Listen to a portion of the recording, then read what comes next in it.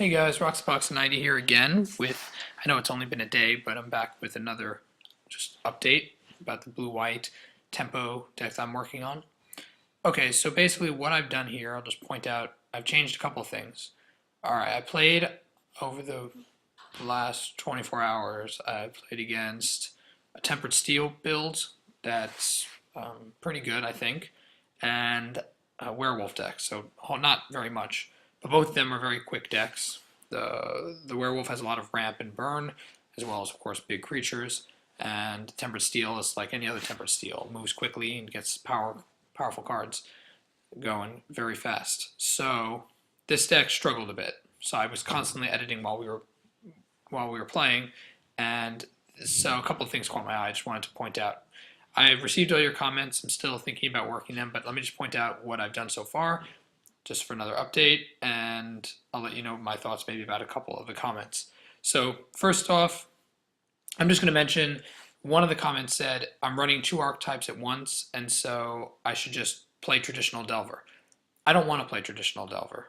I've seen the deck lists, and they're basically all the same, and it was the deck list I was using last time. The last blue-white build I had was pretty much just Delver, which is good, and I like Delver, but I don't want to just make that deck list. It also has a lot of trouble against ramp, as someone pointed out. But when I played against decks that ramp up quickly, it has similar problems, because it relies on Delver, and then a bunch of control spells, and if they can ramp out faster, especially now with Cavern of Souls, there's no easy, immediate response. So, I don't know. I don't want to just build the traditional deck list and be happy. So, I want to build a tempo deck. That may require cutting the 4 Delvers, because I might prefer to do different spells. This is part of the discussionary aspect of what we're doing, of what, hopefully with everyone's help, I'm doing. So, what did I do here? So first out, I pulled out the Evolving Wilds, and I put 4 Seachrome Coast in. I decided I'll run the coast until it goes out because I was frustrated. Oftentimes I needed enough of different colors and I didn't have the duels going. And Evolving Wilds kept hitting the stuff play tapped and it just frustrated me. So Seachrome Coast has been pretty reliable and I just decided to put them in. And I also dumped in, I think, another island because I needed more islands open, moving the land count to 22. So still not the 24 that some people have asked me to do. Some people said move to 23, 24 because you need, with the heavy drops, the bunch of 5 drops and possible 6 if I'm running Terminus and stuff, you want more lands. You want lands constantly coming even with your draw. So 22 wasn't bad, but I agree. I do see the curve has an issue. It's hard to be able to be ready to play the 5 drop and still have tempo control cards going on. So I hear that. Working on it. 22 lands right now. In terms of spells, I didn't really edit a whole lot on the spells list. I am considering, as I said, taking out the 4 Delvers because I have 4 Ponders, 4 Snags, and 4 Thought Scours that are all 1 hits. But if I'm going to be focusing tempo stuff, I may not want to do too much of the aggro. And Delvers, in the games I played, I often won not because of Delver. I won because of Image copying something powerful they had, Geist getting through unblocked, or Gideon just swinging in for 6 over and over again. So Delvers, I think I won 1 out of 6 games or something using Delvers. And without heavy sword reliance, I'm not sure if I want to do Delvers, but just a thought. And sideboard-wise, I'm still figuring out cards. My sideboard's really, I don't know what it is. It's not really a sideboard. It's more like things I'm thinking about. And I would appreciate if someone could maybe consider listing a sideboard and why they would do things, why they would pick certain cards and how many for a sideboard. But the Terminuses I found are great. They really are great. If you get one in your opening hand, it's not a big deal because you're getting land drops every turn. And by the time you need it later game, if let's say you Terminus turn 3 or 4 and you get rid of your the token buildup or the Tempered Steel attack, then that's great. But the holdout till 6 is actually not that bad, especially after you play a Planeswalker. The next turn, being able to level the field and protect the Planeswalker is nice. So Terminuses have been phenomenal. Runetendra's Pike, if I pull out the Delver, I'll probably pull out the Runetendra's Pike. It's pretty awesome, but unless I'm using Spirit / Delver, I don't think I really needed that much, but also ideas, guys. Ghost Quarters, I am not running a lot of counterspell, as I've said. I might be running Mana Leak because I noticed that a lot of decks that run Burn I have trouble with because I don't have any real counterspell at all in my deck. And so decks that run a lot of heavy burn, I think being able to shift in Mana Leaks would be nice because those decks wouldn't run Cavern of Souls as much either.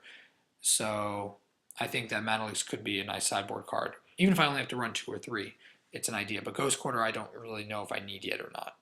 I mean, obviously there's Inkmoth Nexus um, and there's that Cavern of Souls, but still figuring it out. Disperses, I like kind of the same reason because it deals with swords, and it can deal with creatures if you need to.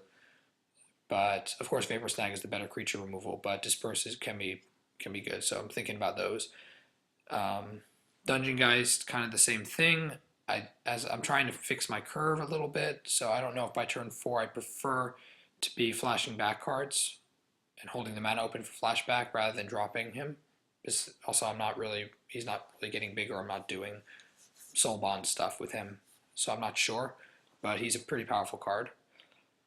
Jackson Probe, kind of the same issue. I don't know if I want to pull out the Delvers and run Jataxian Probe as an option instead. Put in 4 Jataxian Probe instead of the 4 Delver, and that way I'm able to look at my opponent's hand and draw a card just to keep the drawing going. And also to pay 2 life, I can do during my turn and keep the mana open for my other tempo spells later. So thinking about those. Mana Leak's kind of the same thing. Sideboard them in against decks that either I don't have to worry too much about Titan drops or are running big burn spells and big power spells, such as Entreat the Angels, which is just a broken card, and in a deck that's constantly drawing for cheap and leaving a lot of mana open, it might be a good idea to end the game. So everyone says they're broken, they're expensive. I don't know if I'm going to run them or not, but I'm just thinking about them. So as you see, not much changed so much, but changed a bit of the land base, and I'm figuring out what to do with how aggro focused I want the deck to be. I still think the Geists are great because I've usually found when I play them, I play them turn 3, and then I have so much control of my opponent's creatures from like things Feeling of Dread, Planeswalkers, or other things like Vapor Snag that just control the field. I'm not too concerned about them. Similarly, I'm thinking about pulling out the Dissipate potentially for Mana Leak, because if I'm going to use Mana Leak, chances are it'll be against a spell that is bigger, but I'm not sure if I want to balance Dissipates to deal with the smaller burn versus the Mana Leak against the big spells like Entreat the Angels or Bonfire of the Damned or any big ending spells. So if they tap out for those things, or mostly tap out, Mana Leak could deal with those. And they wouldn't really, I think, expect it, especially with all the Titan stuff going on. They wouldn't expect a play set of Mana Leak. Anyway, guys, let me know what you think. This is just the current update. Give me some more ideas, and I'll hopefully have some gameplay posted to show you guys how the deck is turning out. Anyway, guys, thanks for watching. Roxbox signing out. See you guys next time.